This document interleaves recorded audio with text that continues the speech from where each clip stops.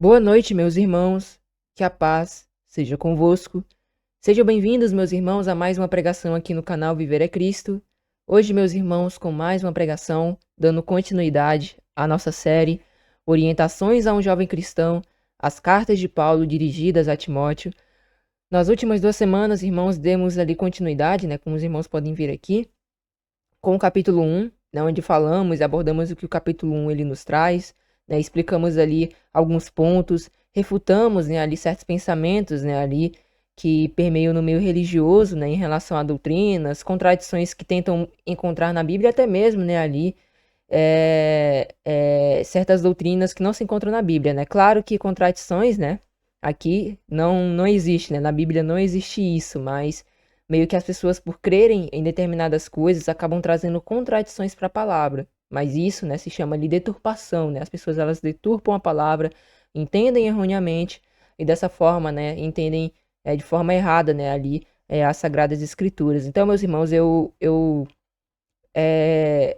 se os irmãos não assistirem, eu convido desde já que os irmãos venham assistir, A gente refutou ali também um pensamento, equivocado de uma suposição na verdade, uma suposição, ali de Paulo está supostamente, ali intercedendo por um morto, Algo que ali é visto, no meio religioso, principalmente no meio católico, mas pelas próprias escrituras nós refutamos esse pensamento e vimos que Paulo ali, ele nem não fez uma oração, mas expressou um desejo, ali.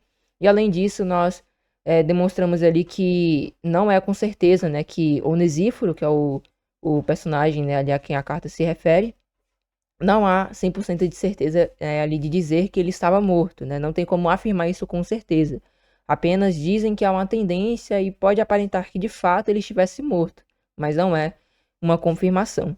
Então, meus irmãos, convido fortemente que os irmãos vejam, A gente explicou isso, explicamos o capítulo 1 também, e abordamos ali, sobre as orientações, o que Paulo orienta, o que ele adverte, ali a nós, principalmente jovens, mas também, a todos os cristãos, sejam eles idosos, sejam eles mais novos, sejam eles também adultos, as cartas e os ensinos são direcionados, a todas as pessoas.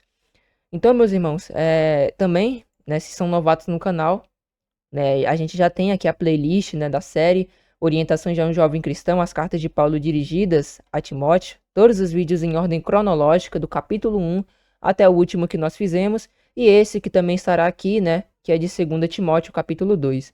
Então, desde já convido os irmãos a assistirem para que possam compreender melhor, essa série que que eu, pela graça de Deus, vim fazendo aqui, trazendo, esses estudos e explicando, ali, pela graça de Deus, as Sagradas Escrituras. Então, convido desde já os irmãos a assistirem, a verem esses vídeos, para que os irmãos entendam mais plenamente.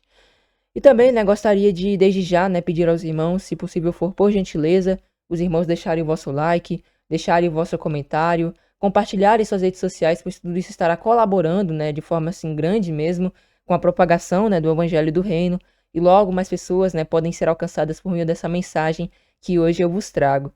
Então, meus irmãos, eu peço desde já esse auxílio, E como, que a apostila, ela é um pouco grande, de fato o capítulo 2 é grande, E como foi nos últimos capítulos, a gente vinha conseguindo somente fazer em uma parte, na verdade em 2 partes, Tinha que dividir, senão ficava muito longo.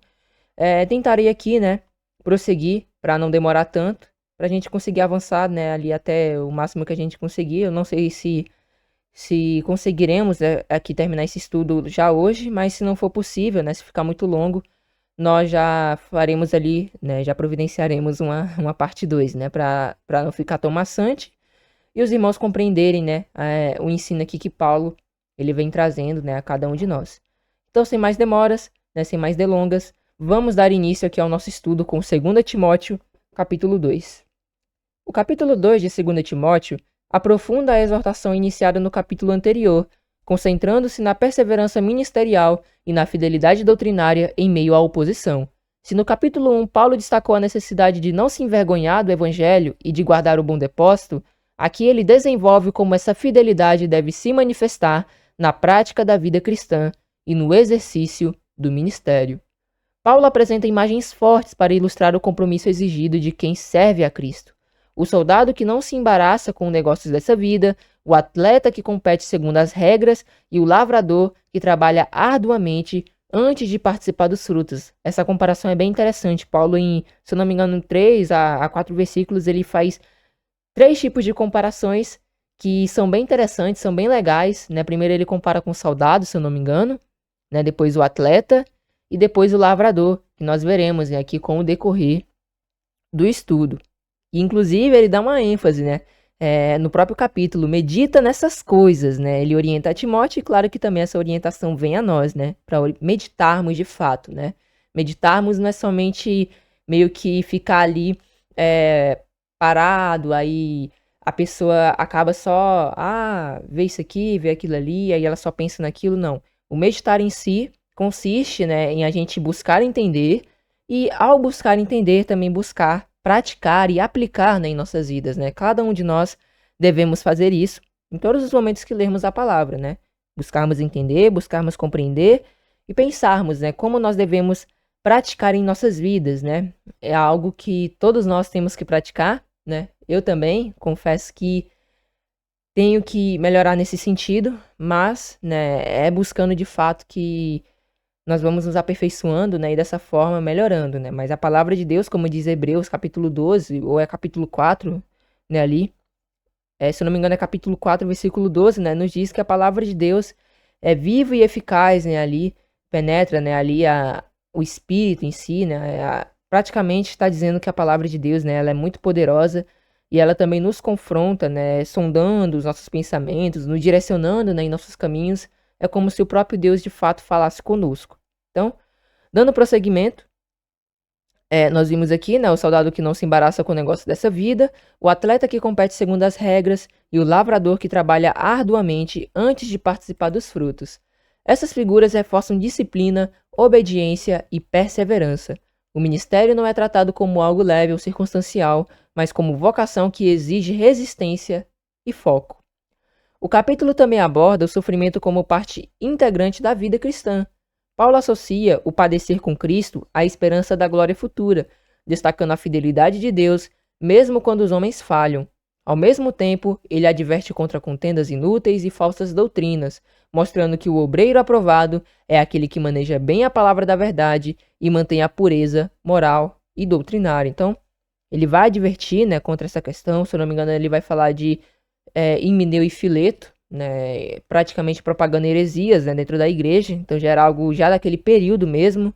Por isso que hoje nós temos que vigiar, pois existem de fato pessoas que são falsos irmãos, né, e só estão aqui com o propósito de trazer discípulos após si e de fato, né, ali levantarem heresias dentro da igreja, né? Então a gente tem que estar pronto para agir, né, diante disso, estarmos prontos ali, bem firmados na palavra, bem firmados na verdade, para que possamos resistir, né, ali ao mal, né? Então, vimos aqui essa questão, né, também o próprio sofrimento é algo totalmente integrante, é praticamente a vida cristã e o sofrimento, eles andam de mãos dadas, claro que não é em todo momento, né, mas é algo que sempre vai acontecer, porque exige, de fato, uma negação de si mesmo, né, a gente tem que negar a si mesmo, não no sentido de negligenciar, né, ali como falta de cuidado, talvez ali deixar de cuidar, assim, de nós mesmos, que é algo que é importante, mas o negar a si mesmo, né, consiste em negar as nossas próprias vontades, que consiste em coisas que são contrárias à vontade de Deus, ou então pecaminosas. Então, temos que ter esse cuidado, né, sempre vigiar, sempre orar, para nos mantermos firmes, né, e fortes ali na palavra de Deus, espiritualmente, e até mesmo, né, em nossa vida, a vida como cidadão, né, no caso, a vida secular, né, somos cidadãos, né, ali de Cristo, né, no caso também peregrinos, né, nessa terra, né, porque nós não compactuamos, né, com essas coisas, não compactuamos com que o mal, né, em si que há nesse presente tempo, mas quando Cristo retornar para reinar aqui na terra, né, aí sim, de fato, estaremos num lugar que poderemos dizer que sim, será a nossa morada em si, né, que é aqui na terra, restaurada, né, no fim Deus também habitará, né, ali com o homem. Então, assim, em 2 Timóteo capítulo 2, ensina que perseverança, pureza, fidelidade e correta administração da palavra são indispensáveis para quem deseja permanecer firme até o fim, especialmente em tempos de oposição e desvio espiritual, como diz, né, lá em Mateus, né, Jesus ali dando, se eu não me engano, era o Sermão do Monte, né? Quando ele fala da comparação sobre aquele que ouve as palavras dele e as pratica, e aquele que ouve e as não pratica, né? Ou então até mesmo, né? Isso pode ser tanto nessa questão do praticar, mas também do próprio conhecimento, né? Aquele que firmou a sua casa sobre a rocha, ou seja, aquele que se firmou na palavra de Deus, né? Então, é bem importante isso, porque é essa firmeza que vai nos auxiliar, né? Claro que o auxílio de Deus, né? O auxílio com a direção do Espírito Santo, que é a sua presença, o seu poder, né?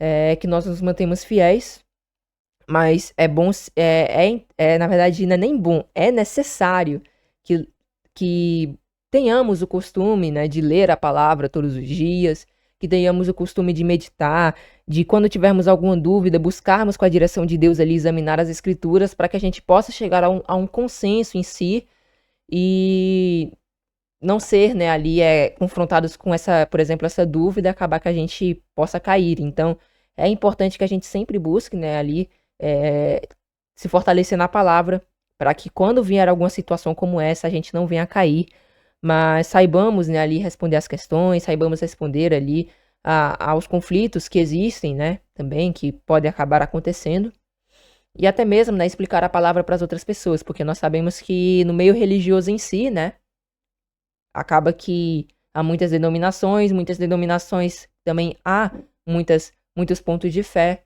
e como nós sabemos, devemos defender a Bíblia. Então, o que a Bíblia defende é o que a gente deve defender. Por isso, a gente tem que ter esse conhecimento para que aquilo que não for alinhado com as Sagradas Escrituras, a gente possa ir lá, né, e buscar explicar, né, porque o intuito não é refutar, né, o intuito não é ali buscar vencer um debate, mas é buscar, de fato, ali acabar explicando para que mais pessoas possam ser salvas, né? Esse é o intuito, inclusive, é esse o intuito desse estudo, né? A gente vem aqui explicando, né, aqui esse tema, né, esses capítulos, para justamente a gente se fortalecer na palavra, que os irmãos também não venham ser enganados e que dessa forma, né, nos mantenhamos firmes ali no conhecimento de Deus. Mas enfim, prosseguindo aqui agora, dando início, né, ao nosso estudo, 2 Timóteo capítulo 2, versículo 1, nos diz: Tu, pois, meu filho, fortifica-te na graça que há em Cristo Jesus. Paulo, ele retoma o tom pastoral e pessoal ao chamar Timóteo de meu filho. Não é apenas uma expressão afetiva, mas é espiritual. Timóteo, ele é fruto do ministério de Paulo e cooperador na obra.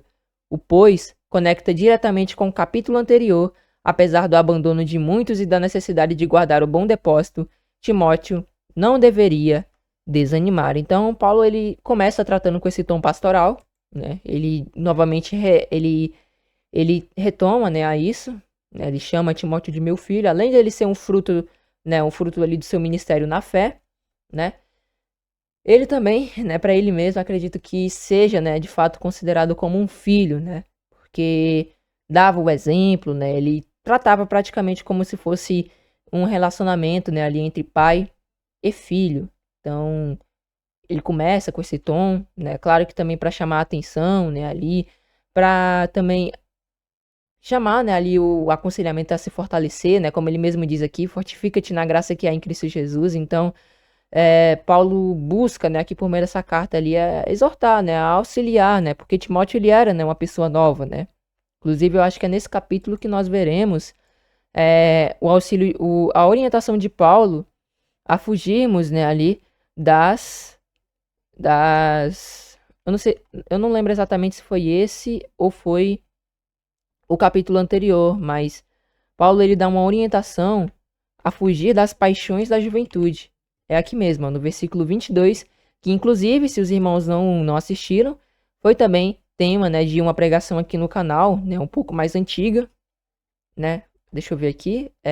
Há 10 meses, né, aqui, fugindo das paixões da juventude, lições para um jovem cristão, 2 Timóteo 2, versículo 22, né? Aqui a gente fez baseado nesse capítulo, né? Também, na verdade, nessa passagem, recomendo, né, que os irmãos também vejam, né? É uma ótima orientação ali, né, com conceitos que, de fato, né, ali acabam vindo, coisas que acabam vindo, né? Principalmente essa questão das paixões da mocidade, né, da juventude, que são esses desejos, né, aí desordenados, né? Todos aqueles que são jovens, e aqueles que já foram jovens sabem, né, ali mais ou menos o que acaba sendo, né, em si esses desejos, né? Às vezes é um desejo desordenado, às vezes é um desejo ali meio que ilícito, né? E é uma batalha de fato constante, principalmente porque o mal, né, hoje em dia ele traga, né, a muitos jovens, né, levando ali para caminhos que não são retos, caminhos corretos, né? A gente vê aí praticamente grande parte aí da juventude, né, sendo levada por caminhos maus, né, caminhos que não são alinhados com a sã doutrina, com a verdade em si, e acabam que muitos, né, ali andam nesse caminho de perdição, né, devido a isso, né, não fogem das paixões da juventude, né, por mais que tenham, né, o acesso ao conhecimento da palavra de Deus. Mas prosseguindo, a exortação é individualizada. Em meio à infidelidade de outros, ele deveria permanecer firme. Isso mostra que a responsabilidade ministerial é pessoal, e não depende do comportamento da maioria, né? Que é a questão. Perdão, que é a questão, né, aqui do não adaptar a fé, que foi algo que Paulo ele trouxe uma orientação mais ou menos parecido no capítulo anterior, se eu não me engano, né? Acaba que hoje muitos jovens acabam adaptando a fé, né? Acabam meio que querendo, né, fazer isso, aquilo, né? Aí tentam se justificar e acabam que caem em erro, né? Que é uma das piores coisas, né? Tentar ser aceito em um determinado grupo, né? A gente não deve, né, tentar ser aceito. Nós devemos ser luz, né, ali para as pessoas, né? Sal, né, ali para essa terra e luz, né, ali para o mundo, né? Então a gente tem que expressar tudo isso em nossas vidas, o Evangelho de Cristo. E as pessoas não devem mudar nós, né? A gente que deve mudar, né, por meio de nosso bom testemunho a essas pessoas, para que mais pessoas possam, né, chegar ao conhecimento das Sagradas Escrituras e também desejarem, né, ali andar nos caminhos de Deus, né? Claro que é o Espírito Santo que convence, mas é importante que a gente busque, né, isso, que busquemos dar o bom testemunho, né? Pois um bom testemunho, né, pode falar mais ali do que 1000 palavras, né? Fala mais do que palavras. Nosso bom testemunho pode trazer muitas pessoas, né, ali, dependendo da situação. Então, Paulo, né, que ele orienta Timóteo a se fortalecer. O verbo indica ação contínua, não fortalecimento momentâneo, mas um processo constante. Paulo não está sugerindo a autoconfiança, mas fortalecimento espiritual intencional. O ministério ele exige resistência, especialmente diante da perseguição, falsas doutrinas e oposição interna. A ideia não é produzir força própria, mas buscar renovação contínua. A fraqueza humana é real, mas a permanência no chamado depende de uma fonte superior de sustento. Então, praticamente, quando ele orienta, né, aqui Timóteo a se fortalecer, não é se fortalecer fazendo exercícios, não é se fortalecer fazendo ali, né, academia, essas coisas, né, que consistem em exercícios físicos. Não é isso, né? Mas se fortalecer, como nós vemos aqui, né, na graça que há em Cristo, ou seja, fortalecer-se espiritualmente. E nós podemos pensar, né, mas o que é se fortalecer espiritualmente ali na palavra, na graça que há em Cristo? Bom, fortalecer-se na palavra consiste em todos os dias exercitar, né, ali a meditação nas Sagradas Escrituras, consiste em todos os dias a gente buscar praticar a palavra de Deus, consiste em todos os dias a gente fazer nossas orações, consiste em todos os dias a gente buscar se aproximar e ter um relacionamento mais íntimo, né, com o nosso Deus, e dessa forma nós somos aperfeiçoados e fortificados na graça que há em Cristo. Então, aqui, né, está o fundamento do fortalecimento. A força de Timóteo, ela não viria de sua experiência, posição ou habilidade, mas da graça que procede de Cristo. Essa graça não é apenas favor imerecido para a salvação, mas também capacitação para serviço. Paulo, que sofria prisões e abandono, sabia que somente a graça sustentava o ministério até o fim.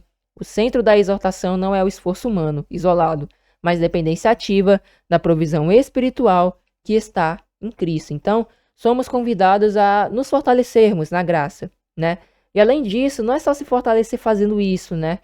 Claro que isso é importante, sim, a oração, a leitura, um relacionamento diário com Deus, o bom testemunho, tudo isso é importante, mas fortalecer-se na graça também é passar a confiar mais em Deus, né?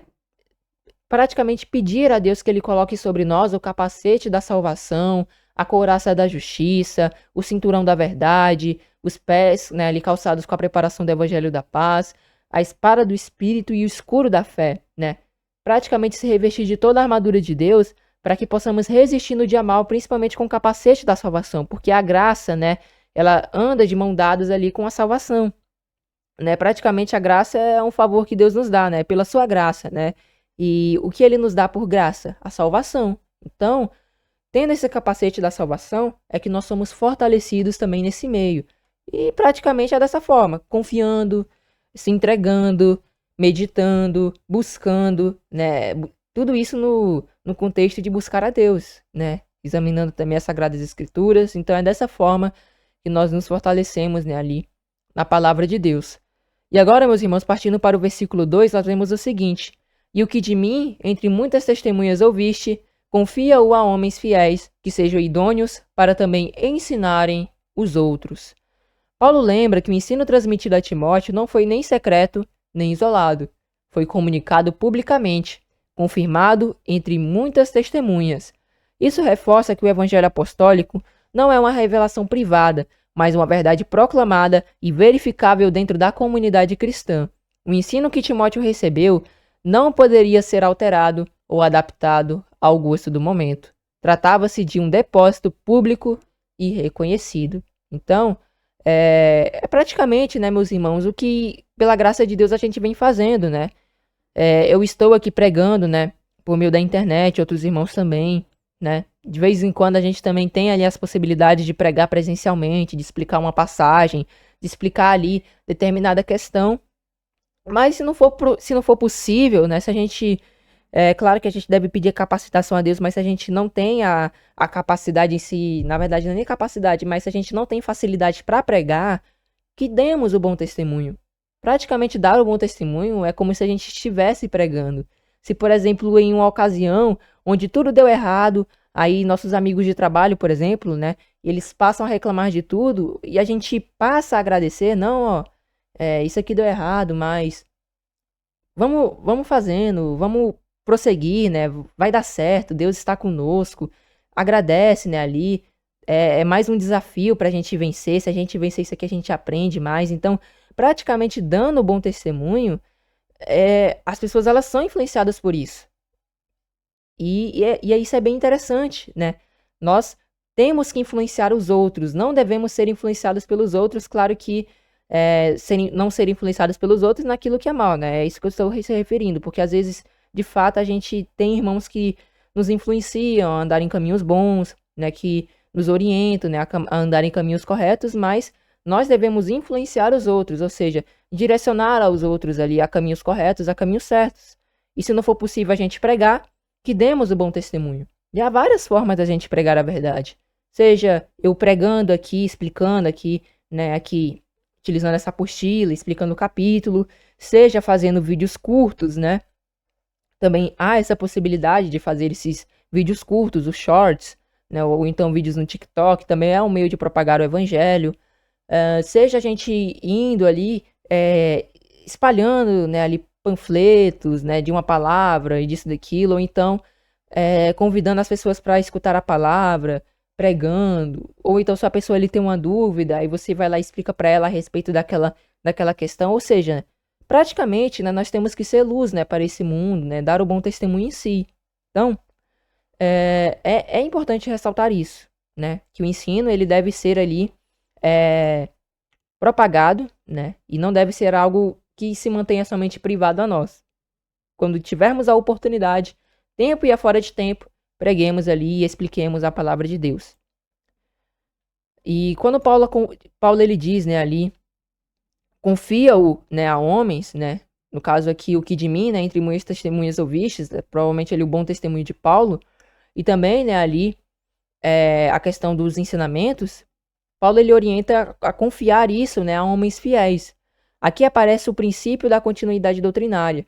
Timóteo ele não deveria apenas guardar o ensino, mas transmiti-lo. Porém, não a qualquer pessoa, a homens fiéis. A palavra de Deus ela nos diz que a gente não deve, né, se eu não me engano é até Jesus que diz isso, que a gente não deve jogar, né, nossas pérolas aos porcos. Não é que a gente não deve pregar para as pessoas. Por exemplo, eu vejo uma pessoa que é muito rebelde e aí a gente não quer pregar para ela por causa disso. Não, a gente não pode fazer isso. Nós temos que, pelo menos, se ela nos der a oportunidade, se ela nos der a chance da gente pregar. Mas se, por exemplo, né, tem essa ocasião da gente pregar para essa pessoa e de fato ela pode mudar porque Deus é quem age, é Ele quem convence, né? Mas é muita oração, jejum, dedicação para de fato as pessoas se converterem. Mas se, por exemplo, a gente já tem uma pessoa que a gente está pregando, já está pregando há uns meses, mas a gente vê que ela está resistindo, aí seria de fato uma questão de não jogar pérolas aos porcos, né? Que é o quê? Se a pessoa não está aceitando de bom grado, se ela não está querendo ouvir, é sacudir, né, ali a poeira dos seus pés, permanecer, né, ali em oração por aquela pessoa e que Deus possa ter misericórdia dela, né, agir ali com temor, com fervor, nada com orgulho, né? Sabemos que não pode suceder assim, mas, né, se a gente pregou ali, de fato, demos, né, ali, fizemos a nossa parte, se a pessoa não aceitou, a gente deve somente permanecer em oração por ela, né? É o que a gente pode fazer, porque não podemos obrigar ninguém a ouvir, né, ali a palavra, ou a ouvir, ou a seguir os ensinamentos de Jesus Cristo, né? Cada pessoa tem o seu livre-arbítrio, ela tem ali a possibilidade de escolher entre sim ou não, mas, como diz a palavra, né? Eis que eu ponho diante de vós o caminho da vida e da morte, escolhe, pois, o da vida, né? Deus ali dá essa orientação, né? Ali, se eu não me engano, em Deuteronômio, né? É uma orientação bem legal, né? Bem interessante, né? Deus ele coloca diante de nós o caminho da vida e o caminho da morte, mas ele nos aconselha, ele nos orienta. Escolhe, pois, o caminho da vida. Então, é importante que a gente também esse contexto também aqui que nós viemos abordando sobre pregar a palavra, ensinar, além de pregar para aqueles que de fato vão receber, que a gente sabe que por mais que a gente não tenha pregado, né, ali, na verdade a gente sempre tem que dar essa oportunidade, né, no caso aqueles que de fato estão ouvindo, estão aceitando, né, ou então se não estão aceitando, estão aprendendo, né, ali, é importante isso. Agora a gente não pode insistir em alguém que a gente vê que não vai querer aceitar mesmo, né, é isso que a gente tem que ter um cuidado. Mas também nós podemos aplicar isso aqui no contexto de, por exemplo, colocar uma pessoa como cooperadora na igreja, ou então como diácono, ou então como presbítero. É uma orientação que também serve para isso, né? Colocar sobre homens fiéis. E para os irmãos que não viram, né, em 1 Timóteo, eu não lembro exatamente qual capítulo, mas Paulo ele dá ali uma orientação bem clara de como deveria ser os diáconos. E se eu não me engano, ele também dá uma orientação quanto aos presbíteros, né? Além também da orientação quanto às mulheres em si. Então a gente explicou tudo isso ali com o decorrer, né, ali dos capítulos em 1 Timóteo. Então, também pode ser aplicado nesse contexto, né? A fidelidade antecede ali a capacidade. Antes de habilidade didática, Paulo exige caráter confiável. Isso mostra que a preservação da verdade depende da integridade espiritual daqueles que a recebem. A transmissão não termina em um único nível. O ensino deveria alcançar gerações seguintes, ó, tá vendo? Ó, ele fala que sejam idôneas para também ensinarem aos outros. Então, há uma seguinte cadeia, de certa forma, espiritual. Primeiro, Paulo prega para Timóteo, Timóteo prega para homens fiéis, e os homens fiéis pregam para outros, e esses outros pregam para os outros, e esses outros pregam para mais outros, e vai sucedendo. É assim que deve acontecer. Então, né? Eu, por exemplo, em minha conversão, né, que eu me senti, né, ali chamado, né, busquei e acabou que fui orientado nos caminhos. Quem pregou para mim, quem me trouxe as explicações, as questões em si, é como se fosse Paulo. E nesse contexto eu me encontrasse como Timóteo. E meu dever como, por exemplo, Timóteo, claro que aqui é somente uma mera figura, eu devo pregar para outras pessoas que também são ali fiéis, né, que de fato que ou então que não ouviram, ou então que já estão ouvindo, estão recebendo, né? É um dever nosso a gente fazer isso.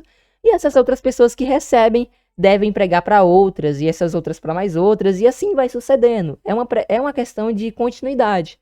Você prega para um, a pessoa entende, ela se firma na doutrina, ela se firma na verdade, persevera, e aí é dada a ela o papel do ide, como Jesus diz, né? Ide, fazer discípulos, né? Ali.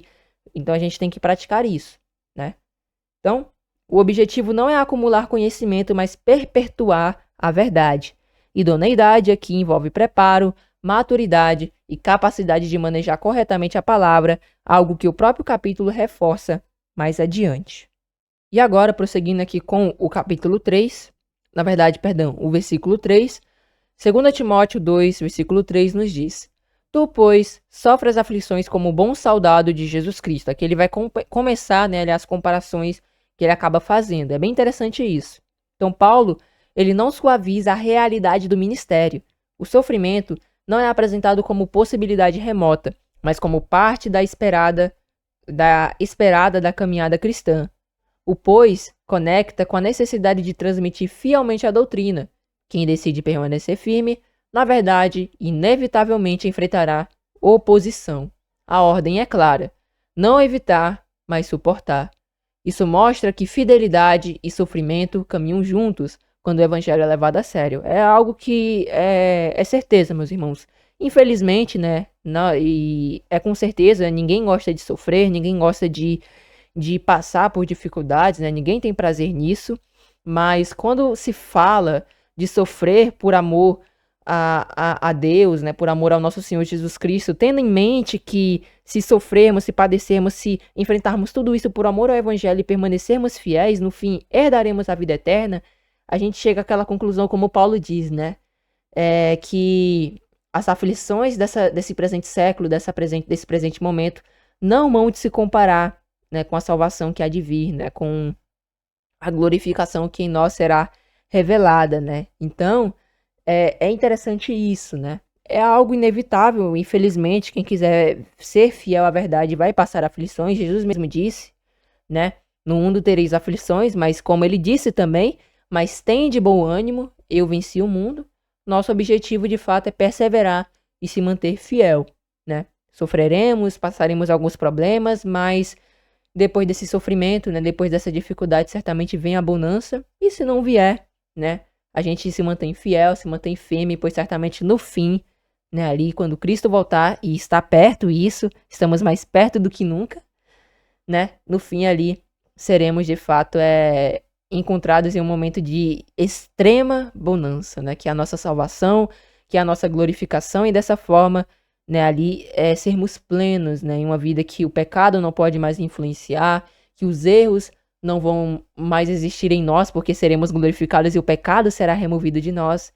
E por meio de Jesus Cristo, né, ali poderemos participar, né, de tão grande salvação. Por isso a importância, né, de todos os dias buscarmos, né, nos santificar, pois grande galardão tem para aquele que perseverar até o fim. Então, a imagem do soldado destaca disciplina, lealdade e resistência. Um soldado não escolhe circunstâncias confortáveis, ele permanece firme mesmo em ambientes hostis. E é o que deve acontecer, né, meus irmãos? Um soldado em guerra, praticamente, ele não está em um ambiente bom, né? Ele não está em um ambiente tranquilo. O que é que ele vai fazer? Ele não vai batalhar pela nação?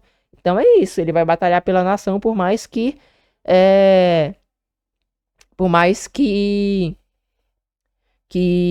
né, ele enfrente todas aquelas questões. Não é um ambiente que, de fato, é agradável, mas ele tem que enfrentar, infelizmente, né? Infelizmente, acabam tendo que enfrentar. E da mesma forma nós que somos cristãos, que buscamos viver a palavra de Deus, também enfrentaremos isso.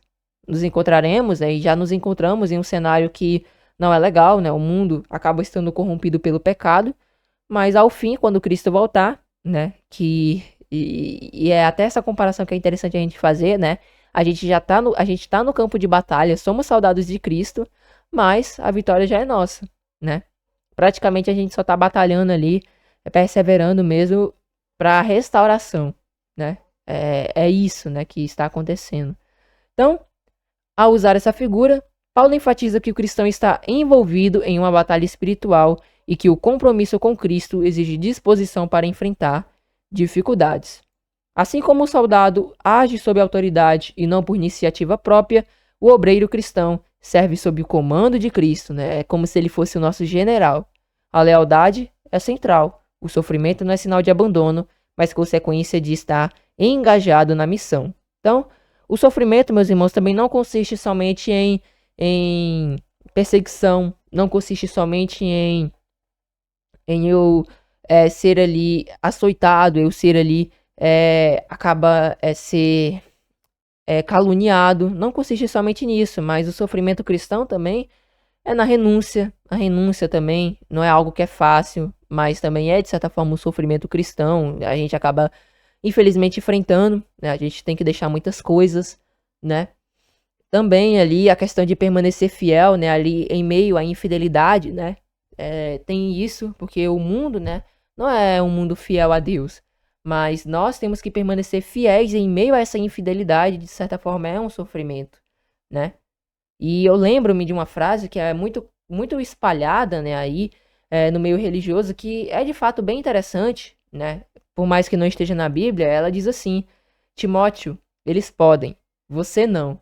É uma frase que de fato, né, é impactante, né? Ela é bem interessante, né? Porque não é que os outros, no caso aqueles que estão no mundo, podem praticar o pecado, né? Mas eles estão naquela condição, né? Infelizmente. E quando nos encontramos nesse cenário, né? Nessa situação, e temos que enfrentar isso, né? Então acaba que muitas vezes padecemos ali aflições, padecemos dificuldades, padecemos problemas, né? Padecemos lutas, e acaba que, né? Muitas vezes a gente se encontra em um estado em que as pessoas nos convidam, por exemplo, para ir para uma festa, né? Só que aí na festa vai estar cheio de bebida, cheio de coisas ilícitas, né? De música ilícita. E aí essa frase ela é bem aplicável. Timóteo, eles podem, você não. Então, praticamente é como se a gente pensasse dessa forma, né? A gente, né, ali não pode, porque a gente sabe que aquilo é pecado, acaba sendo pecado, não é algo do agrado de Deus, e por isso que a gente não vai, porque o pecado gera morte. Mas no que tange, né, ali quando dizer que eles podem, não é que eles podem permanecer naquilo, né, é algo que não é certo, é algo que é errado, né, e tudo isso é aplicado ao contexto do pecado, mas ainda assim temos que pregar, né, levar a verdade em si, né, e buscar, né, de certa forma aplicar essa frase, né, em nossas vidas, eles podem, mas você não, para que nos mantenhamos fiéis, né, para que nos mantenhamos firmes, né, entendemos que por mais que neguemos os nossos próprios desejos, por mais que neguemos coisas que aparentemente para a carne parece atraente, parece legal, né, ali, negarmos isso, né, ali, é importante que a gente faça isso, né, para estarmos fiéis, para permanecermos fiéis e estarmos ali engajados na missão. E essa também é uma forma, né? Se nos convidarem para fazer algo que no passado a gente praticava e a gente diz que a gente mudou, que a gente não curte mais isso, a gente não faz mais isso, aí praticamente a gente está demonstrando de fato um impacto pela transformação do evangelho, e dessa forma, né, ali podemos também até mesmo uma maneira, né, de pregar e levar o reino adiante. Mas finalizando o versículo 3, vamos agora para o versículo 4, e nos diz aqui o seguinte, o versículo 4. Ninguém que milita se embaraça com negócios desta vida, a fim de agradar aquele que o alistou para a guerra. Paulo, né, ele continua a metáfora do soldado, né? Ele continua aqui a metáfora do soldado, né, como ele diz ali no capítulo 3. E quem, né, está em serviço ativo não se envolve de maneira desordenada com assuntos civis que comprometam a sua missão. Então, assim como o soldado, quando ele vai para uma guerra, ele não se compromete desordenadamente com assuntos civis, quando isso acaba comprometendo a sua missão, né, ali de batalhar, por exemplo, pela sua nação. Da mesma forma, nós não devemos nos embaraçar com os negócios dessa vida. O que significa me embaraçar com os negócios dessa vida, né? Significa que eu não posso meio que deixar com que o pecado me aprisione, deixar com que, por exemplo, eu tenho uma conta para pagar e eu fico muito preocupado com aquilo, de certa forma um embaraço, né? É como se eu não estivesse entregando nas mãos de Deus. Então, é não se perder, não ficar distraído, né? O embaraçar, a gente pode dizer que, substituindo aqui no caso no versículo, né? Essa palavra embaraça por se distrai. Ninguém que milita se distrai com negócios dessa vida. Então, o se distrair aqui também não vai ser aplicado por exemplo, uma pessoa, ela acaba tendo que trabalhar. Ela tem que trabalhar para se sustentar, né? Para ter o dinheiro mensalmente. Isso é necessário, isso é preciso. O embaraçar não significa que a pessoa vai ter que deixar de trabalhar ali para seguir ao reino. não é isso, né? Claro que também em determinados contextos, né? Tem trabalhos que são ilícitos e a pessoa tem que acabar deixando. Ou então envolve algo que não é certo, ela acaba deixando também, né, ali em determinados contextos. Mas aqui aplicando ao contexto correto, não é que a gente tem que deixar de trabalhar, não é que a gente tem que deixar de ter os nossos compromissos ali seculares, né, diários. Mas que a gente não deve deixar com que isso venha nos prender e nos distrair e nos atrasar no reino. A ideia não é o abandono das responsabilidades normais da vida, mas evitar distrações que enfraqueçam o compromisso principal. O termo embaraça sugere ficar preso, enredado, perder mobilidade. O obreiro que se deixa dominar por interesses secundários perde o foco espiritual. Inclusive tem uma passagem, eu não lembro exatamente, mas suponho eu que seja em Hebreus, que diz, né, que estando, né, diante de uma nuvem de tão grandes, né, testemunhas, né, que não que abandonemos, né, ali no caso que não nos deixemos vou até pegar essa passagem, né, aqui, ela fala do embaraço, né, ali do embaraço e do pecado.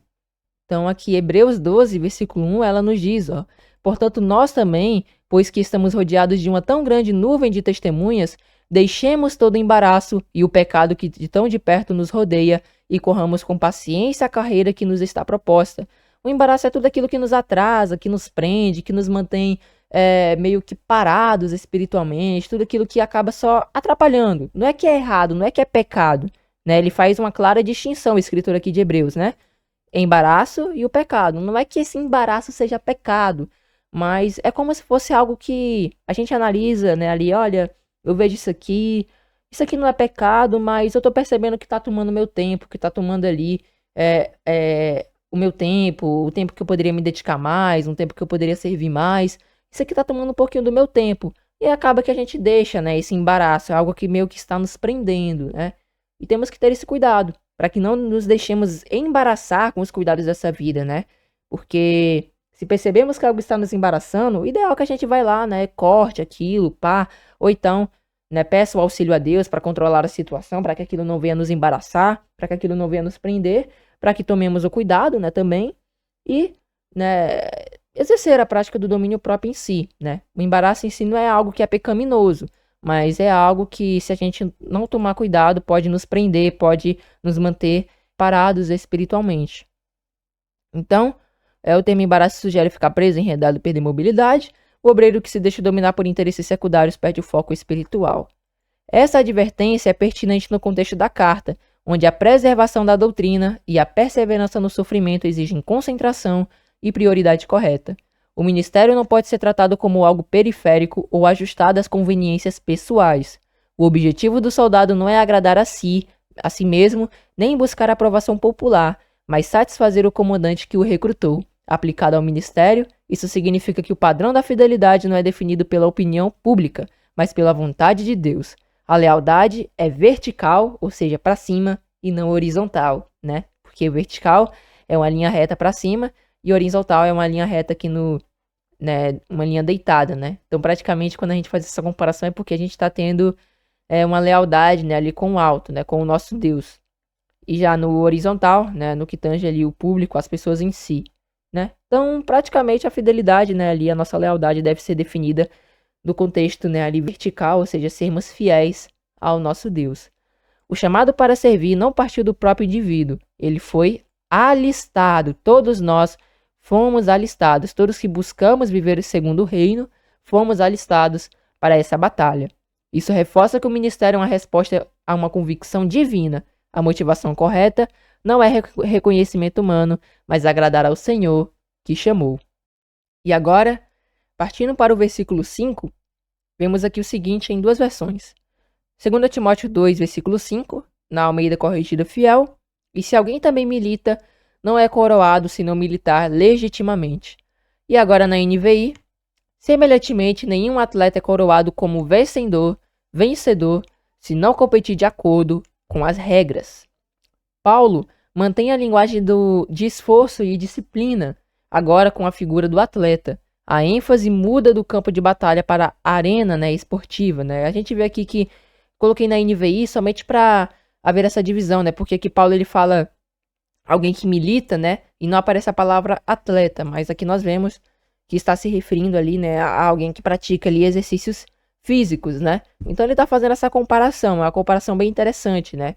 Em que nenhum atleta ele compete, né, ali, se não competir de acordo com as regras. Ele acaba não sendo vencedor se não seguir com as regras. E no contexto espiritual, o que seria militar, ou seja, batalhar pela fé, né? Militar aqui não é ir contra a palavra, né? Mas de fato batalhar pela fé é perseverar na doutrina. O que seria, né, ali competir de acordo com as regras, né? Lembrando que o evangelho não é competição, tá? Que é somente a comparação que Paulo está trazendo. Então, o que seria batalhar de acordo com as regras? Batalhar de acordo com as regras é praticamente seguir o evangelho batalhando pelo reino, obedecendo aos mandamentos de Deus. E muitos podem perguntar, quais são esses mandamentos? Basta ler Êxodo 20 e tem lá, né? No caso, desde o primeiro mandamento até o 10º, né?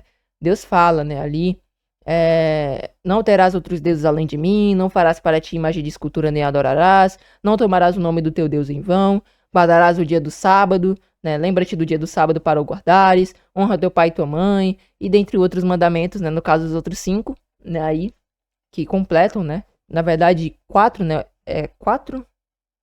Os outros 5 mandamentos, na verdade, né, que consiste ali no não cobiçar, não adulterar, não roubar, né? Ou seja, nesse contexto aí é praticamente dessa forma que nós batalhamos pela fé seguindo as regras, né? Todo reino tem as suas regras e o reino de Deus tem essas regras e nós devemos segui-las batalhando pela fé. Então, se nós não batalharmos assim, claro que a coroa não veio pelo nosso esforço, mais uma vez, a salvação não é, na verdade, a salvação não é adquirida pelo nosso próprio esforço, mas se não batalharmos pela fé, se não perseverarmos seguindo as regras, né, no caso, os mandamentos, acaba que a gente acaba não recebendo a coroa porque a gente permanece no pecado, né, pois a transgressão da lei é pecado. Então, a importância de também ali obedecermos, né, aos 10 mandamentos. Então, a ênfase muda no campo da batalha para a arena esportiva, né?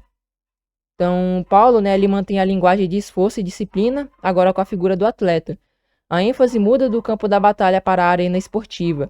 O ponto central é que participar não é suficiente. É preciso competir de acordo com critérios estabelecidos. O ministério cristão não é apenas resistência ao sofrimento, mas também fidelidade às regras estabelecidas por Deus, expressa nos 10 mandamentos, como a gente já destacou bem aqui, né, que é isso, né? Então, não é apenas resistência ao sofrimento, mas também fidelidade às regras que foram estabelecidas por Deus ali, expressas, né, através ali dos 10 mandamentos. O atleta, ele só recebe a coroa se competir dentro das normas. A coroa simboliza aprovação e recompensa.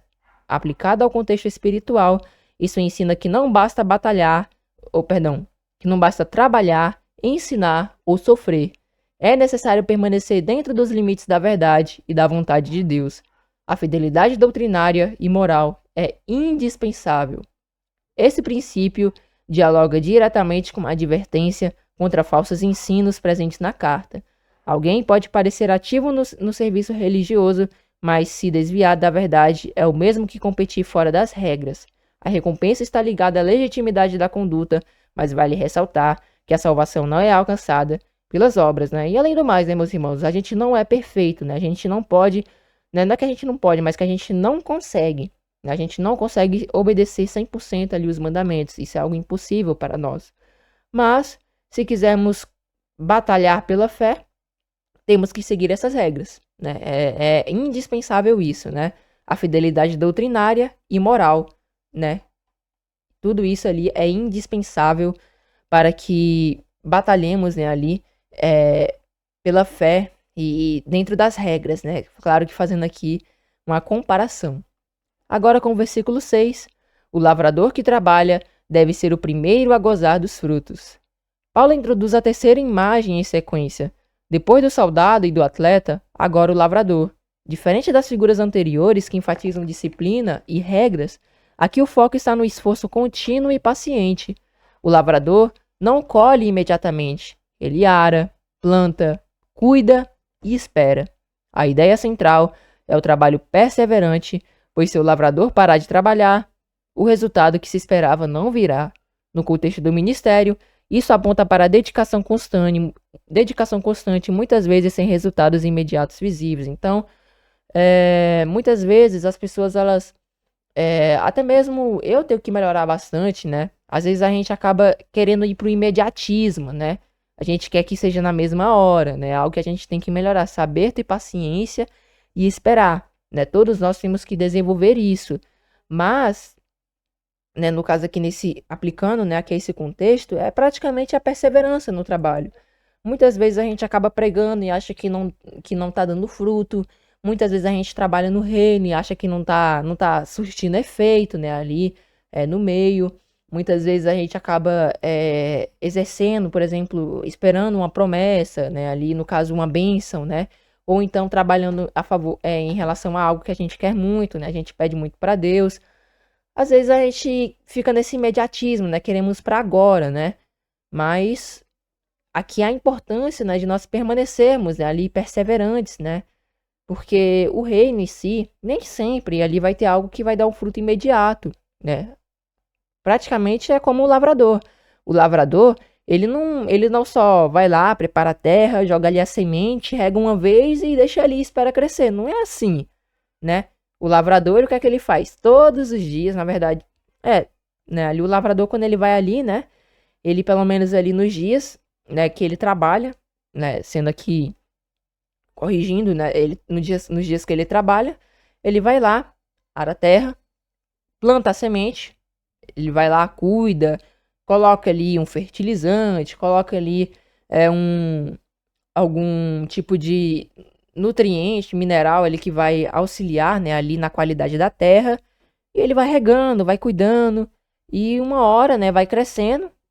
A princípio vai nascer ali a planta, né, verde, e aí vai crescendo, vai crescendo. No princípio pode ser que não dê fruto, mas mais futuramente acaba que uma hora vai dar, né, esse fruto. Então, é essa mesma questão, né? O lavrador, ele não colhe imediatamente. Ele ara, planta, cuida e espera.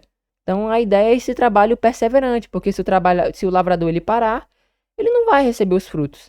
Se ele parar ali de regar, parar ali de trabalhar, né, naquela planta, uma hora a planta vai morrer, né?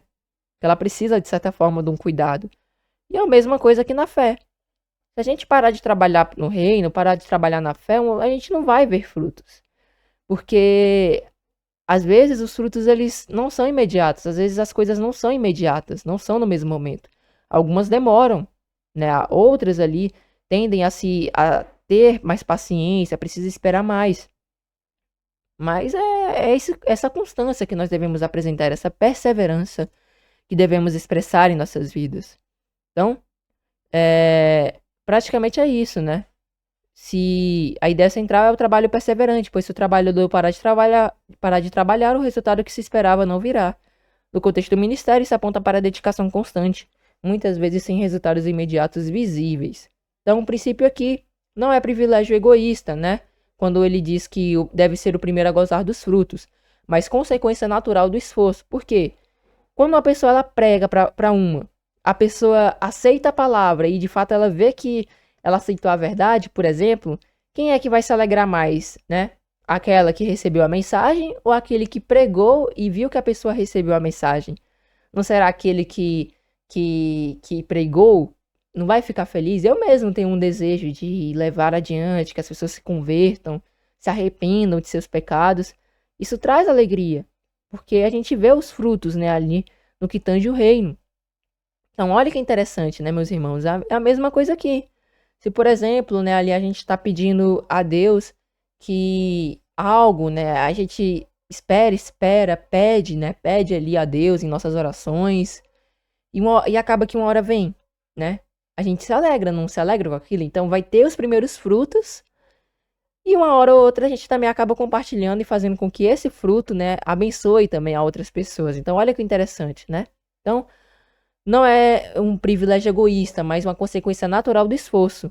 Quem trabalha fielmente participa dos resultados. Aplicado ao ministério, isso sugere que o obreiro que serve com dedicação experimenta o primeiro benefício espiritual daquilo que ensina e vive. Antes de transmitir aos outros, ele mesmo é alcançado pelo fruto da palavra. Isso também é bem importante, né? Eu que vos prego, também recebo aqui a orientação, né, que Paulo ele está trazendo. Então, praticamente é como se eu também ali estivesse, né, também alcançado, né, pelo fruto da palavra.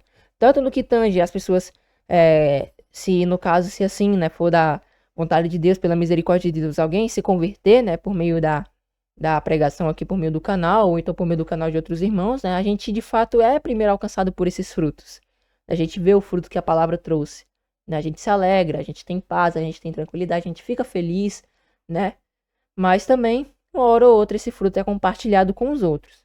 Então, também, né, que sou alcançado por esses frutos, né, quando os irmãos recebem positivamente, né, ali, deixam seus comentários, né, ali, afirmando, né, ali, interessante, né, o que viram a respeito, né, isso é algo que também, né, ali acaba afetando positivamente, né, tanto a mim, creio que também a outros irmãos, né, que estão ouvindo nessa meditação. Além disso, há uma dimensão futura. Assim como o lavrador aguarda a colheita, o servo de Deus trabalha com esperança. O fruto pode não ser imediato, mas é certo para quem permanece fiel. Agora, meus irmãos, com o versículo 7, vemos aqui: considera o que digo, e o Senhor te dê entendimento em tudo. Então, depois de apresentar as três figuras, o soldado, o atleta e o lavrador, Paulo não entrega uma explicação detalhada de cada ponto. Em vez disso, ele chama Timóteo à reflexão. Considera implica pensar profundamente e meditar com atenção. Foi o que eu disse mais no início, né? Que Paulo, depois de ele dar essas comparações, que ele deveria meditar, né, ali, ou seja, considerar profundamente, né? E ele mesmo ali expressa um desejo, né, ali dele, de certa forma também né, é um desejo em si, ele expressa, né, um desejo aqui, né, para com Timóteo, né, ali que o Senhor possa, né, lhe conceder o entendimento de tudo. E acaba que tudo isso é para nossa edificação, né? Então, se nós estamos entendendo até aqui, é porque Deus ele tem nos orientado, ele tem nos guiado, né, a entender isso aqui. Essas comparações do soldado, né, que ele permanece em cenário de guerra, mas batalha por amor, né? A questão do atleta, né, que ele só pode ser coroado se participar segundo as regras. E o próprio lavrador, que se ele não... Se ele... no caso aqui a questão da perseverança, né? Se ele parar de trabalhar, praticamente ele não vai ter o fruto. Então, a gente está vendo aqui várias comparações, vários ensinos que Paulo está trazendo e de fato é um ensino muito rico, né? E claro que aqui a gente não está esgotando, não tem como esgotar a palavra de Deus. Tem muito mais o que a gente explicar aqui, né? Exegese, dentre outras várias coisas. Então, é interessante isso, né? Então, Paulo ele não entrega apenas uma explicação, não entrega uma explicação detalhada de cada ponto, que também é bem importante. Que isso enfatiza a importância da gente buscar meditar nas Sagradas Escrituras. Em vez disso, ele chama Timóteo à reflexão, né? Então, muitas das vezes, Paulo também faz essas comparações e não explica, né? Ele não deixa ali explicado aquilo. Ou então, há pontos que são difíceis de se entender, né? Que Pedro mesmo exorta, se eu não me engano. Ele exorta nesse ponto. E somos chamados, né? A palavra de Deus ali, a meditar nela, a orarmos, a pedirmos entendimento. E dessa forma, né, ali considerar o que ela tem nos dito, o que é que ela tem nos orientado. E meditar naquilo, e não só meditar, mas examinar profundamente. Então, né, esse considera implica meditar, pensar profundamente com atenção. As imagens usadas não são meramente ilustrativas, contêm princípios que exigem discernimento espiritual. Paulo não deseja apenas que Timóteo memorize exemplos, mas que compreenda a implicação deles para sua vida e ministério.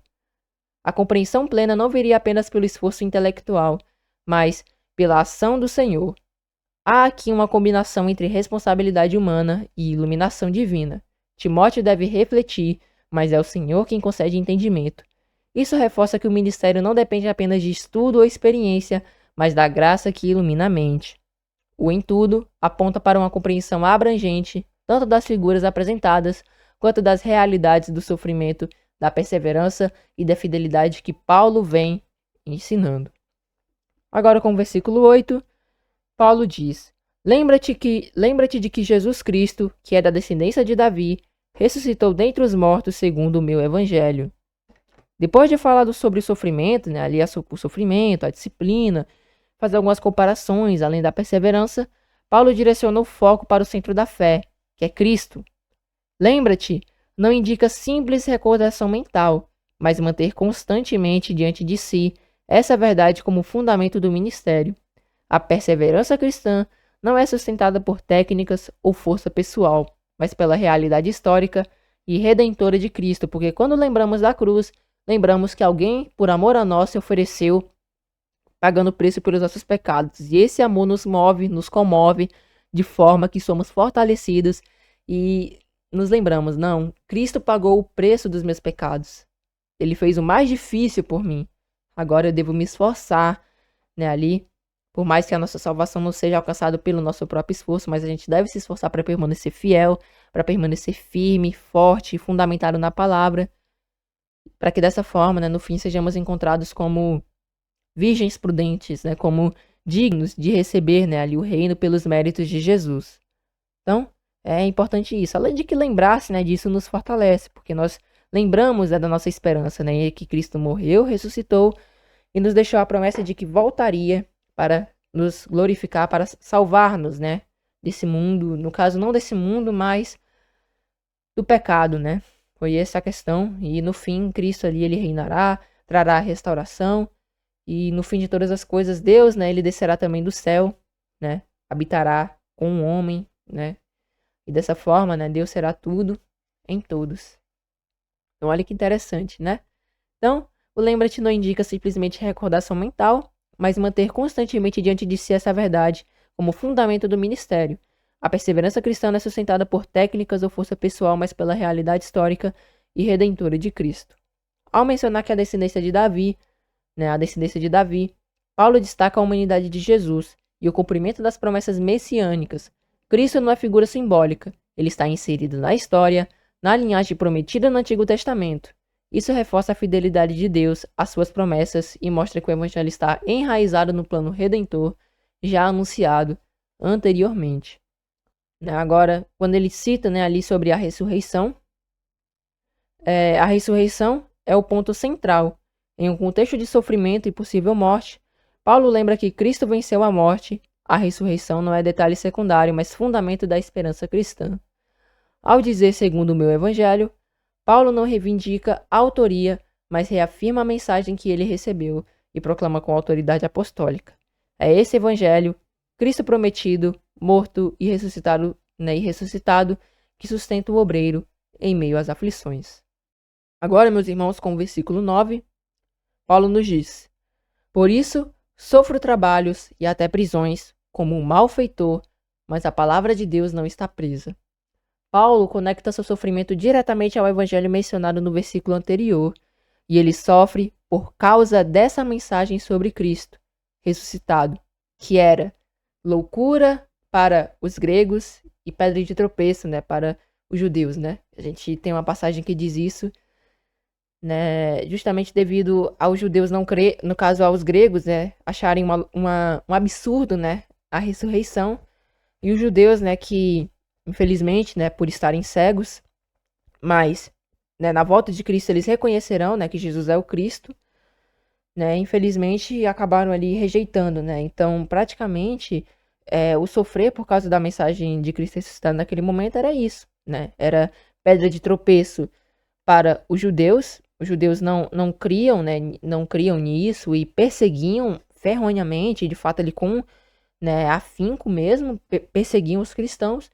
E os gentios, né, que não criam nisso, achavam loucura e até mesmo, às vezes, pelo evangelho, né, ali contrariar ao paganismo da época, acaba que eles muitas vezes, né, ali perseguiam também e logo, né, todos sofriam.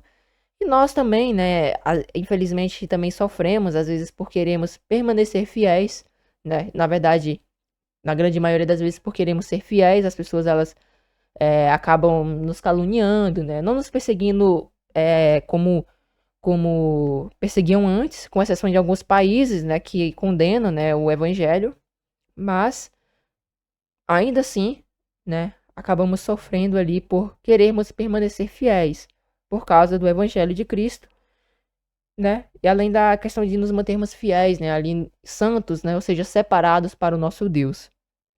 Ao dizer que é tratado como um malfeitor, ele evidencia a injustiça da situação. Ele não cometeu nenhum crime, né? Ele não cometeu crime, mas é punido como criminoso. Isso revela como o mundo reage à verdade quando ela confronta interesses e estruturas. O sofrimento do apóstolo não é resultado de erro pessoal, mas consequência da fidelidade à mensagem. É algo que acaba vindo junto com a nossa fidelidade, né, ali à palavra de Deus. Então, aqui, né, está o contraste central do versículo, quando Paulo diz ali que a palavra de Deus não está presa. Paulo ele poderia estar fisicamente acorrentado, mas a palavra não. Porque por mais que, por exemplo, né, meus irmãos, Paulo ele estivesse ali preso, ele pregava para um, para outro, né? Alguns aceitavam e esses outros levavam adiante a mensagem. Por quê? Porque quem estava preso ali era Paulo, né? Em seu corpo ali físico, nas cadeias, nas prisões. Mas, né, a palavra de Deus, ela é viva e eficaz. Nada, né, pode aprender e nada pode calar, né, a palavra de Deus, né? Tem uma passagem bem interessante, se eu não me engano, quando Jesus ali ele está na entrada triunfal, né, ali dentro de Jerusalém, né, o cumprimento de Zacarias 9, se eu não me engano. Aqui, meus irmãos, Lucas 19, versículo 40, olha que interessante, né? Diz aqui, né, no caso, o versículo 39, a partir do 39. E disse-lhes de entre a multidão alguns dos fariseus: Mestre, repreende os teus discípulos. E respondendo ele, disse-lhes: Digo-vos que se estes se calarem, as próprias pedras clamarão. Então, olha que interessante, né? A palavra de Deus, né? Até mesmo o louvor a Deus, né? O louvor, né? Ali, até mesmo naquela condição, né? Que Cristo ali ele estava na entrada triunfal, né? Ali, né? O cumprimento de Zacarias 9. Nós vemos que, de fato, a palavra de Deus ela não está presa, né? Se nós nos calarmos, o nosso testemunho vai falar. Se... Ou seja, né? Então, é interessante isso, né? Porque por mais que nos calem, o nosso testemunho vai acabar falando, né? Não tem jeito, né? É como dizem, mais uma vez, né? O bom testemunho, ele ele fala mais do que 1000 palavras, né? Então, acaba que a palavra de Deus não está presa. Se calar de vez, até mesmo as pedras, né, poderão clamar e pregar a verdade, né, se Deus assim o quiser. Então, olha que interessante, né, meus irmãos. Então, aqui está o contraste central, né, desse versículo. Então, Paulo pode estar fisicamente acorrentado, mas a palavra, não. O mensageiro pode ser limitado, mas a mensagem, não. Essa afirmação demonstra a soberania de Deus sobre a expansão do evangelho. A prisão não interrompe o avanço da verdade. A força da missão não depende da liberdade física do pregador, mas do poder intrínseco da palavra de Deus, né? Ou seja, do próprio poder que a palavra de Deus possui. O que Roma tentou silenciar continuava se espalhando. E quanto mais pessoas morriam, mais a igreja crescia. Quanto mais irmãos eram perseguidos, mais irmãos acabam, no caso, mais pessoas se convertiam ao evangelho, né? Morria um, crescia mais 5. Matava 2, vinha logo 20. Era dessa forma, né? No princípio ali, no início, né? Sabemos que a morte não é algo que, de fato, pelo menos, não é algo prazeroso, né? Não é algo que é legal, mas pela fé que nós temos em Cristo Jesus, né? Hoje a morte não tem, né? Mas a palavra final, se perseverarmos e nos mantermos fiéis até, né, o fim. Seja isto quando Deus nos recolher, ou então quando Cristo voltar. Que é isso que é bem interessante. Agora no versículo 10, Paulo ele nos diz: Portanto, tudo sofro por amor dos escolhidos, para que também eles alcancem a salvação que está em Cristo Jesus, com glória eterna. Paulo explica o motivo de sua perseverança no sofrimento. Ele não sofre por orgulho pessoal, nem por teimosia, mas por amor aos escolhidos. Isso revela a dimensão pastoral e missionária de sua perseverança. Esses escolhidos, meus irmãos, podem de fato ser aqueles que, né, porque o que é que a palavra de Deus diz? Muitos são chamados, mas poucos são os escolhidos, né? Nós temos que nos fazer de escolhidos todos os dias, né? Não é que existem pessoas aí que estão escolhidas desde a fundação do mundo e já estão salvas, não existe isso, né? Se a pessoa profanar o evangelho e passar vivendo pecado, ela acaba voltando novamente ao estado de condenação. Então, quando se fala que os escolhidos são aqueles que de fato buscam o estado, né, ali de escolhidos e se fazem de escolhidos todos os dias, mas também, né, ali pode se referir àqueles, né, que Deus ali, por meio do seu Espírito Santo, agiu naquela pessoa e de certa forma ela foi escolhida e acabou que o evangelho, a mensagem chegou, né, a ela e ela teve, né, esse acesso à palavra de Deus. Então isso revela a dimensão pastoral e missionária da perseverança de Paulo, né? E da mesma forma, né, como ele fez, nós devemos proceder, né, nessa total dedicação, nesse total entrega em prol de fazer em prol de obedecer ao evangelho, em prol de propagar o reino. Seu sofrimento tem propósito redentor dentro do plano de Deus. Ao mencionar escolhidos, Paulo aponta para aqueles que perseveram e, por meio disso, pertencem ao propósito soberano de Deus, embora que isso não seja alcançável por esforço humano, mas por graça. Mateus 22, versículo 14 nos diz, porque muitos são chamados e poucos são escolhidos, mas poucos são escolhidos, né? Poucos escolhidos. E como eu já expliquei, né, naquele contexto daqueles que se fazem de escolhidos todos os dias, ou então daqueles que foram, né, de certa forma, escolhidos por Deus para receber a palavra, mas essa pessoa que foi escolhida, ela deve aceitar de bom grado, deve receber, e também, né, buscar se fazer de escolhido todos os dias, para que possa, né, alcançar entre aspas, a salvação, porque a salvação ela não é alcançável, né, pelo esforço humano, mas é algo que já nos é dado, né, é graça, é dádiva. Nosso único dever, de certa forma, é perseverar, se manter fiel, nos santificar e buscarmos, né, todos os dias ali ao nosso Deus. O sofrimento de Paulo está ligado à proclamação contínua da mensagem. Deus chama a todos e a salvação chega a eles por meio da pregação do Evangelho. Assim, a perseverança do apóstolo coopera com o plano divino. Ele suporta prisões e aflições porque entende que a mensagem precisa continuar sendo anunciada para que outros cheguem ao conhecimento da verdade. A salvação mencionada não é apenas livramento temporal, mas redenção plena que culmina em glória eterna.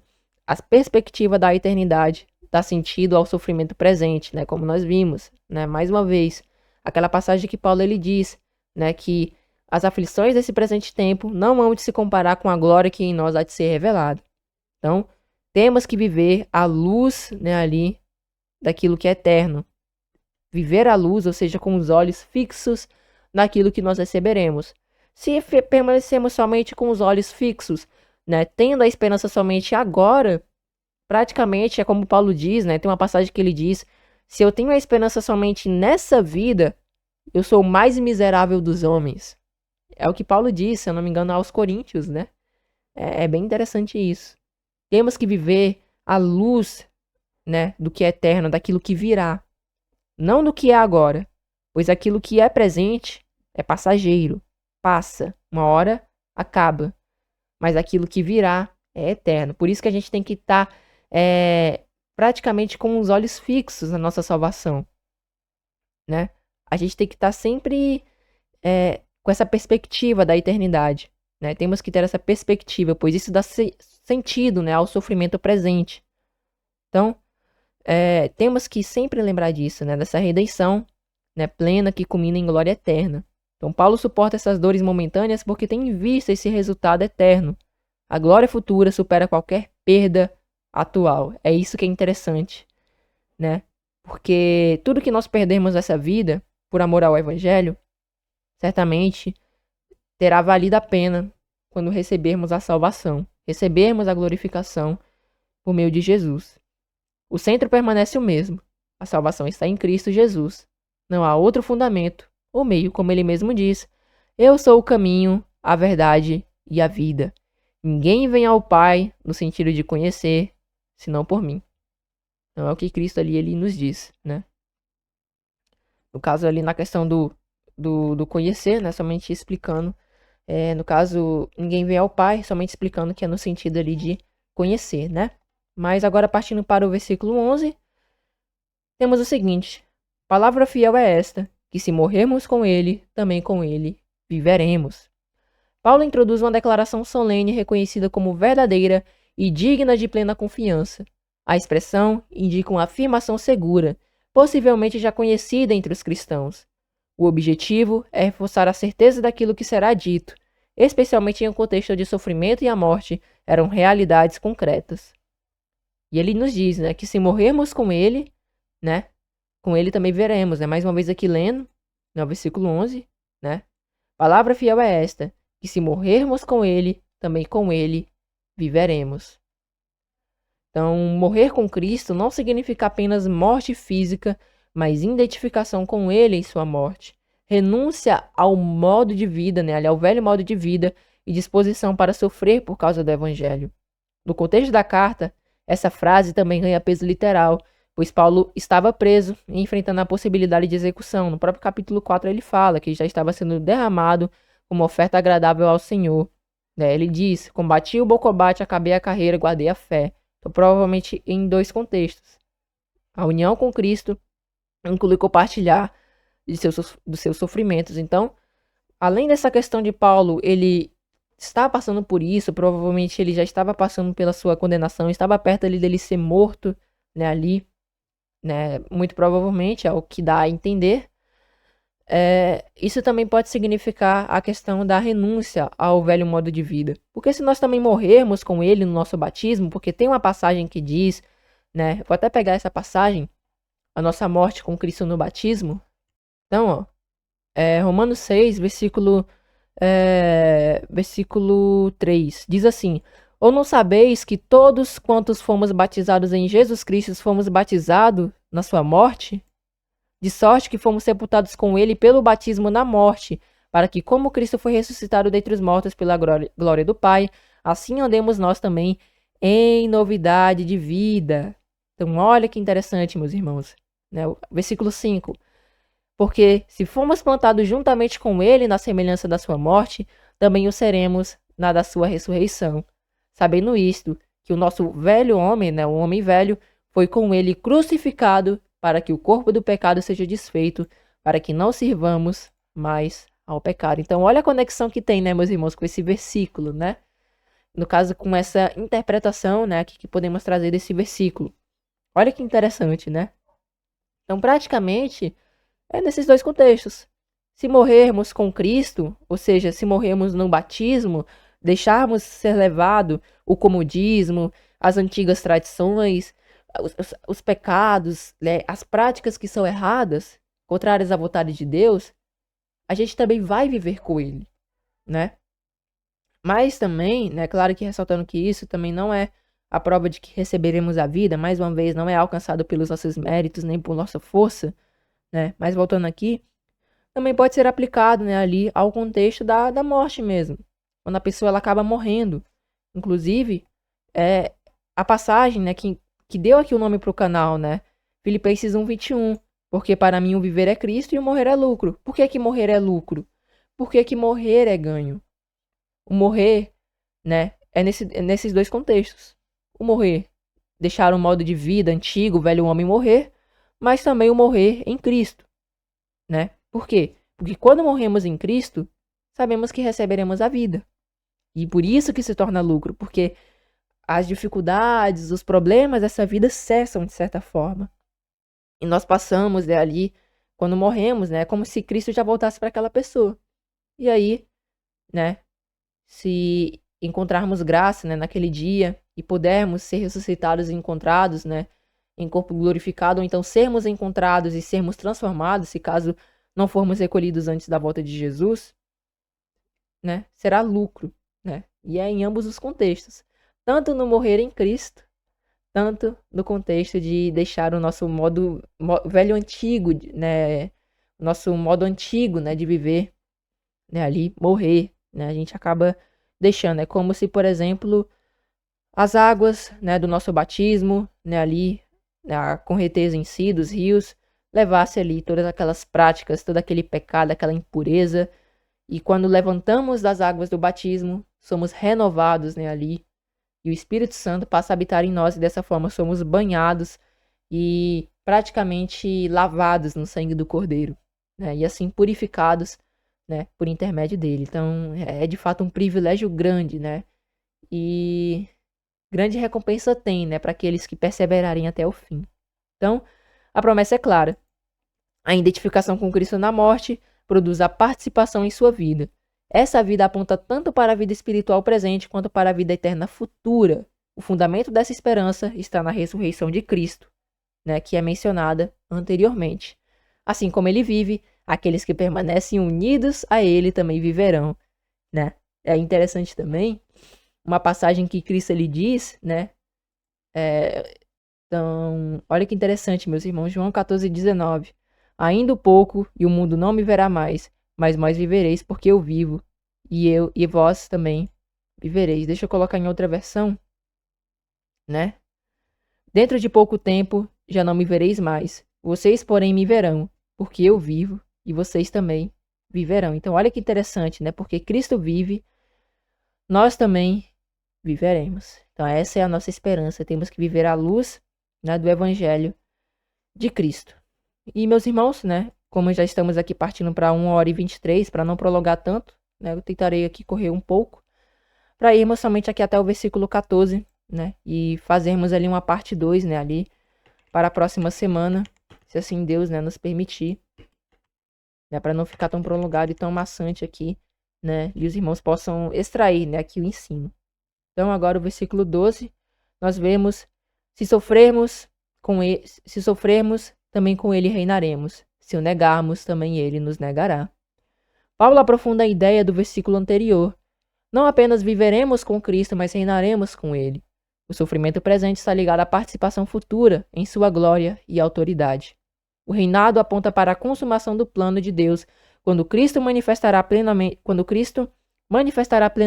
o seu domínio. Assim, suportar as aflições por fidelidade ao Evangelho não é perda, mas, entre aspas, investimento. É como se nós estivéssemos investindo, né, ali em algo eterno. Então, o nosso sofrimento produz ali, por amor ao reino, um investimento eterno, de forma que, se sofrermos por Cristo, também com ele reinaremos. Porque Cristo, para poder reinar, o que foi que ele fez? Ele primeiro sofreu. Então, primeiro vem a dificuldade, primeiro vem a luta, primeiro vem a aflição, para depois vir a glória.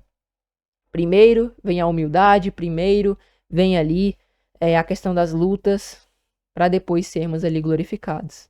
Então, é isso, meus irmãos, é bem interessante, né, essa questão. Então, o sofrimento não é o fim da história, que não pensemos assim, né? A morte, como nós vimos anteriormente, no capítulo anterior, se os irmãos não viram, recomendo que vejam, a morte não tem a palavra final sobre nossas vidas, né? E o sofrimento em si antecede a exaltação. Então, é esse o princípio que devemos aqui sempre ressaltar.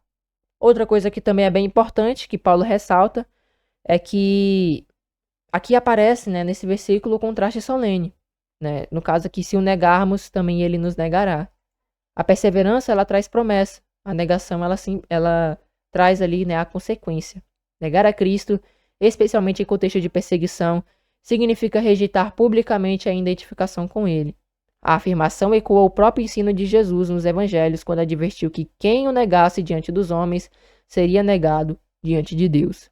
Vale ressaltar que negar a Cristo não é somente por meio de nossas palavras, mas podemos acabar o rejeitando por meio de nossas próprias atitudes ruins. Então, eis a importância, né, aqui do bom testemunho na vida cristã.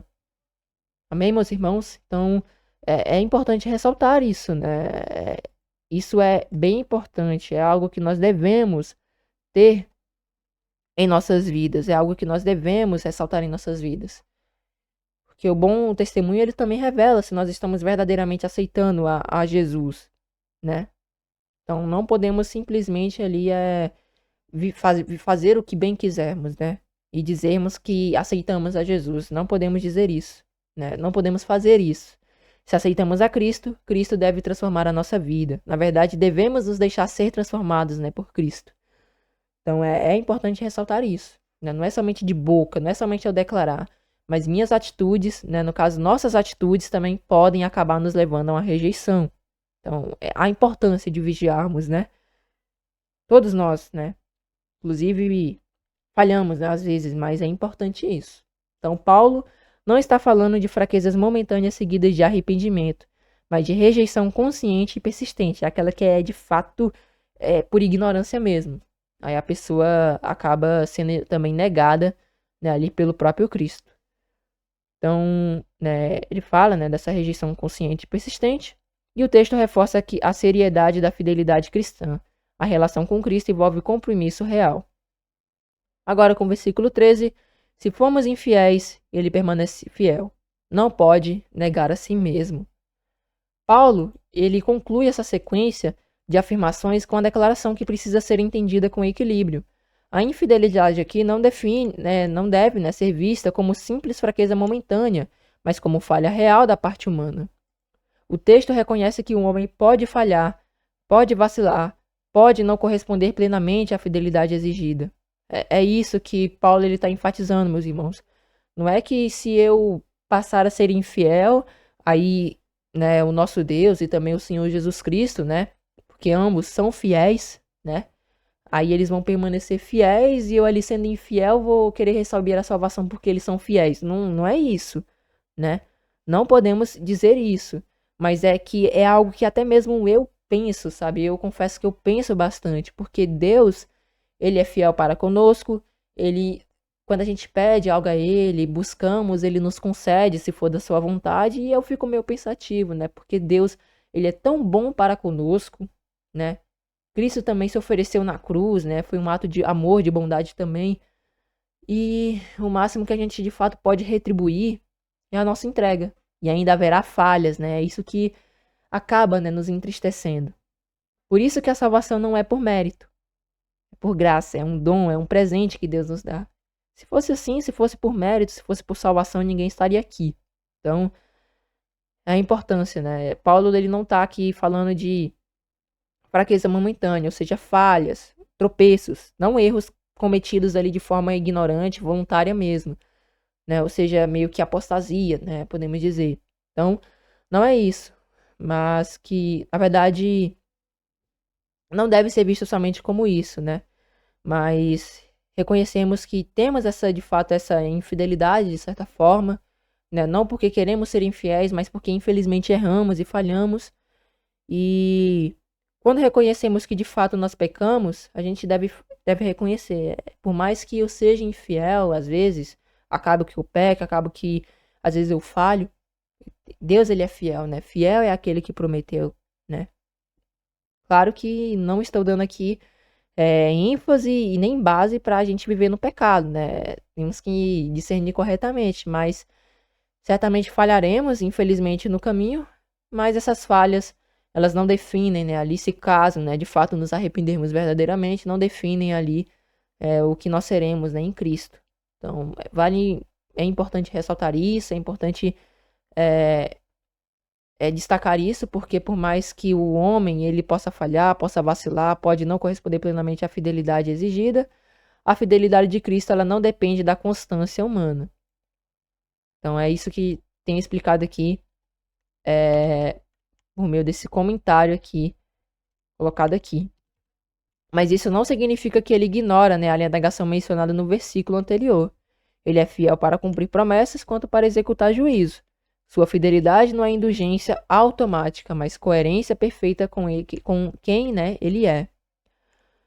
Não pode negar a si mesmo, essa é a base da afirmação. Cristo não age em contradição com seu próprio caráter. Ele não muda conforme o comportamento humano. Sua fidelidade é absoluta porque está ligada, né, à sua perfeição e submissão a Deus. Por que Cristo, ele de fato não pode ele negar a sua fidelidade? Porque primeiro ele foi fiel, ele foi submisso a Deus. E aí ele foi aperfeiçoado, foi glorificado e agora ele não tem mais, no caso, ele não pode mais pecar. Por isso que ele não pode negar a si mesmo, né? Tudo foi uma questão de que Deus, né, o aperfeiçoou, né? Não é que Cristo, antes, por exemplo, né, no caso aqui nesse contexto, ele não vai deixar ali de ser fiel, né? Ele não vai deixar de ser fiel porque simplesmente ali ele prometeu, né, algo para nós. Então, vale ressaltar isso, é interessante ressaltar isso também, né? A fidelidade de Cristo. Cristo, ele sempre também vai ser fiel. Foi um caráter, né, que ele aprendeu com o Pai, né? Submissão levou, né, a isso, ele aprendeu com Deus. E por isso, né, que ele acaba não negando-se, né, no caso aqui no contexto de fidelidade, né, ele não nega ali a si mesmo, ou seja, ele não se torna infiel, né? Tudo isso ali é absoluto porque está ligado ali à sua submissão e fidelidade a Deus. E agora, meus irmãos, para finalizarmos com o versículo 14, nos diz o seguinte: traz essas coisas à memória, ordenando-lhes diante do Senhor que não tenham contendas de palavras, que para nada aproveitam e são para a perversão dos ouvintes. Depois de apresentar as verdades sobre o sofrimento, fidelidade e perseverança, Paulo orienta Timóteo a lembrar constantemente essas coisas aos irmãos. O ensino não deveria ficar restrito a Timóteo, mas ser transmitido à comunidade. A repetição e a lembrança são partes importantes da preservação da verdade, especialmente em um ambiente onde falsas ideias começavam a surgir, né, ali no meio da igreja, né. A gente vai ver depois, né, na próxima parte, com pessoas que influenciaram com certas doutrinas, e essas certas doutrinas permeiam até hoje heresias bíblicas, na verdade heresias que não são bíblicas, né? Tudo, na verdade tudo que é heresia, né, não é bíblico, né? Então é algo que não é verdade.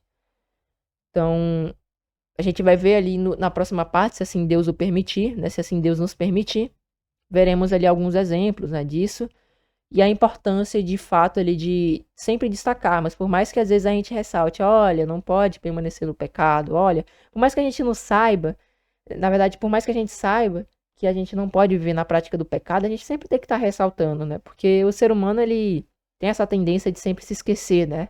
Então, a repetição aqui é de fato para enfatizar, para que o ser humano ele sempre esteja se lembrando, esteja sempre se santificando, sempre ali se dedicando a viver para o reino, né? Além dessa questão, que nós vivemos também em um momento, né, onde há muitas informações e a verdade, né, tem que ser pregada para que as pessoas não caiam, né, em doutrinas aí, heresias, né? Vemos muito isso, muitas heresias no meio aí religioso, pessoas pregando coisas que não são bíblicas, pegando ali passagens, deturpando, fazendo suas próprias interpretações com o propósito apenas de cumprir ali os seus próprios deleites e trazer discípulos, né, após si.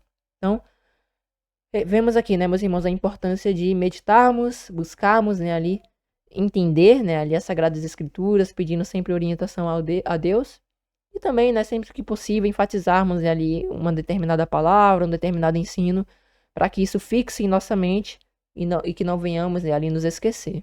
Então, Paulo ele alerta contra discussões inúteis que se concentram apenas em palavras e disputas teóricas. Esse tipo de debate não produz edificação, mas divisão. Muitas vezes falsos mestres se apoiam exatamente nesse tipo de disputa, desviando a atenção do conteúdo verdadeiro do evangelho. O resultado dessas contendas não é crescimento espiritual, mas prejuízo. Em vez de fortalecer a fé, elas confundem e corrompem os ouvintes. A palavra perversão indica que o efeito é destrutivo para a compreensão da verdade. Assim, Paulo orienta a Timóteo a preservar a igreja de debates vazios que apenas geram confusão. Amém, meus irmãos? Então aqui eu findo o estudo, né, para a honra e a glória do nosso Deus. Espero que os irmãos tenham sido edificados por meio dessa pregação. Peço que desde já os irmãos, por favor, por gentileza, possam deixar, né, o vosso like, o comentário, compartilhar em suas redes sociais essa pregação, né, o que acharam da pregação, né, deixar nos comentários. Se tiver alguma dúvida, podem deixar na medida do possível, se assim Deus o permitir, também estarei tentando, né, ali auxiliar, responder, né, ali nas dúvidas, né, dos irmãos. E tudo isso, né, meus irmãos, acabará ali colaborando, né, com a propagação do evangelho, hoje mais com a ênfase ali à santificação, à perseverança, à dedicação, né, a buscar constantemente perseverar no reino, né, todos os dias ali buscar, né, por meio, né, de Deus ali, no caso, por meio de Cristo, né, buscarmos a Deus por intermédio de Cristo ali, melhorarmos, né, buscarmos ali nos santificarmos, né, ou seja, nos apartarmos constantemente ali do pecado, né. Ou seja, né, viver uma luta constante contra o pecado, né, nos apartando todos os dias, constantemente ali da prática do pecado, né, e assim vai sucedendo que nós vamos nos santificando mais e mais nessa luta, né, ali constante contra o pecado, que consiste, né, na nossa santificação, que também, né, tem o significado de ser separado, né, então ser separado para o nosso Deus. Então, meus irmãos, espero que esse estudo tenha edificado os irmãos, que os irmãos tenham entendido, tenham compreendido, que os irmãos tenham sido edificados para a honra e a glória do nosso Deus. E desde já, né, também se os irmãos não viram, convido-lhes a assistir, né, os últimos vídeos, as últimas pregações, para que os irmãos possam entender melhor. E se caso, né, os irmãos forem novatos, né, se é a primeira vez no canal, busco fazer estudo todas as segundas-feiras, a partir das 8 horas, né, que se na medida do possível, quando Deus assim o permite, né? Tem sucedido, graças a Deus tem dado sempre certo, né? De fazer aqui todas as segundas-feiras, né, aqui esses estudos para a edificação dos irmãos, né? E além, né, ali da propagação do Evangelho do Reino. Também convido-lhes, né, a acessar, né, o site da Igreja de Deus, tanto na descrição quanto no perfil aqui do canal, né? E façam um discipulado, estudo gratuito da sã doutrina, né? Onde os irmãos terão ali o acesso pleno, né, ali ao conhecimento, aos estudos, aos pontos de fé. Convido a todos, né, que vejam, que assistam, né, as séries também, Revelando Apocalipse, Luz da Escuridão, Refutando o Dogma da Trindade. Conheça os outros canais da Igreja de Deus, né? Tudo isso, né, todos esses ensinamentos, meus irmãos, gratuitamente, né? Bastante conteúdo para os irmãos. Se quiserem também as apostilas, né, o link na descrição ou aqui no perfil do canal, os irmãos terão acesso, né, a essas apostilas, que essa aqui no caso ainda está em desenvolvimento, né? Ainda falta 2 capítulos, mas se assim Deus permitir, no fim estarei disponibilizando para os irmãos essa apostila completa. E espero, né, que os irmãos tenham sido edificados, que Deus assim possa nos conceder, né, uma ótima noite de sono. Que venhamos também praticar essa palavra, né, vivermos a luz da eternidade, do reino em si, e constantemente, né, ali nos lembrarmos do reino, sermos fortalecidos ali na palavra de Deus. Então, meus irmãos, desde já agradeço a todos que vieram aqui ouvir essa breve meditação. Que assim Deus nos conceda uma ótima noite de sono, que Ele acampe os seus anjos ao nosso redor, para que nenhum mal suceda a nós, que nos cubra com a sua presença, para que sejamos totalmente protegidos. Assim, meus irmãos, eu despeço a cada um dos irmãos com a paz seja convosco. Até a próxima semana, meus irmãos, se assim Deus nos permitir. Uma ótima noite a todos, uma ótima semana a todos.